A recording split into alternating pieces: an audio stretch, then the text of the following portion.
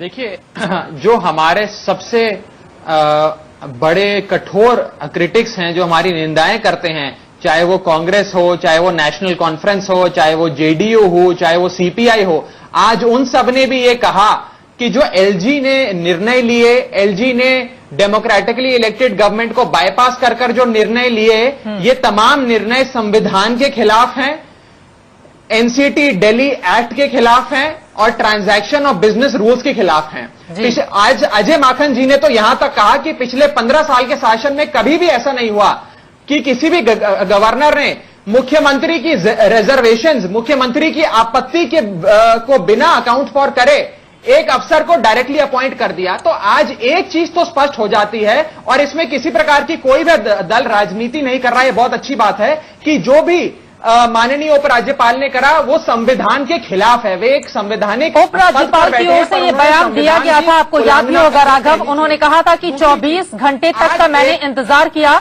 लेकिन केजरीवाल की ओर से कोई भी बयान या फिर कोई भी आंसर इस पूरे मामले पर नहीं दिया गया। फिर वो गलत कैसे हुए?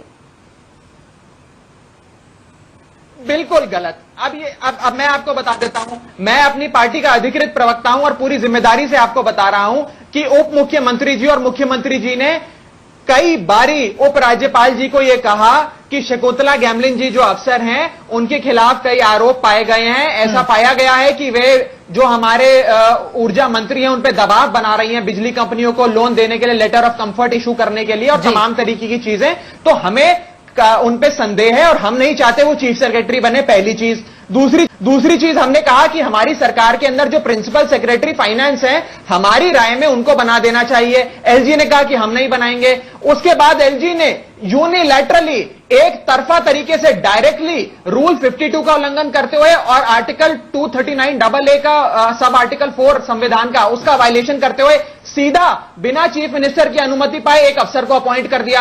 आज तक भारत के इतिहास में, दिल्ली में 1993 सरकार है उसके इतिहास में एक बार भी ऐसा नहीं हुआ। आज मैं ये जानना चाहता हूं कि भारतीय जनता पार्टी जिस प्रकार से संवैधानिक पदों का दुरुपयोग करके अपने राजनीतिक रोटियां सेकने की कोशिश कर रही है, क्या ये सही बात है? आज जिस प्रकार से इनकी हार हुई, इनको 32 सीटों पे 3 सीटों पे समेट दिया हमने और हमने बिजली पानी के वादे पूरे करे, ये बौखला गए हैं। इनको डर लग रहा है कि इनकी राजनीति, भ्रष्टाचार और अपराधीकरण की राजनीति का सफाई हो जाएगा। दरअसल ये सवाल आप लोगों को भी लेकर खड़े हो रहे हैं कि अगर आपको आम आदमी की सरकार को 67 सीटें मिल गई हैं, दिल्ली की जनता ने दे दी है, तो क्या आप अपनी मनमानी करेंगे? समझिए, मैं आपकी बात चैनल पर चैलेंज कर रहा हूं मैडम जी। आपने जो सवाल खड़े किए हैं कि बीजेपी ऐसा क्यों कर रही है, आपके चैनल पे चैलेंज जवाब देना चाहते हैं। मुझे बताइए कौन सा संविधान का कौन सा अनुच्छेद कहता है? झूठ बोल रहे हैं राघव चड्ढा, आपके चैनल पे झूठ बोल रहे हैं। कहाँ झूठ बोला उन्होंने? संविधान ये नहीं कहता, ये कह रहे हैं संविधान अन्यथा कहता है। मैं संविधान की किताब उनको पढ़ने को दे सकता हूँ। संविधान में कहा गया है अगर वो फैसला नहीं होगा राष्ट्रपति के पास जाएगा। सर बताइए, ये रहा मेरे पास संविधान की किताब, ये रही एनसीटी रूल्स की किताब, ये रही ट्रांजैक्शन और बिजनेस रूल्स की किताब। बताइए, पढ़िए, ये पढ़िए, आप पढ़िए, बताइए, आप पढ़िए। मैं आपको कानून बताता हूँ। करिए अपने कैमरा को, मैं चाहूंगा कैमरा को फोकस करिए। पैरा 4 की आखिरी 4 लाइनों पे आप पढ़ के बता दीजिए आरपी सिंह जी। क्या कहता है पैरा 4 कानून की किताब क्या कहती है? मैं पढ़ के बता देता हूँ। मैं पढ़ के बता देता हूँ। Matter in his opinion is urgent that it is necessary for him to take action, so take such action और to give such direction in matter he deemed necessary. अब बताइए, दिल्ली के अंदर मुख्य सचिव नहीं होगा, दिल्ली में चीफ सेक्रेटरी होगा, कहीं अर्जेंसी का मैटर नहीं है क्या? इस बात का इंतजार करते रहेंगे कि हमारे मुख्यमंत्री कब तक फैसला करेंगे?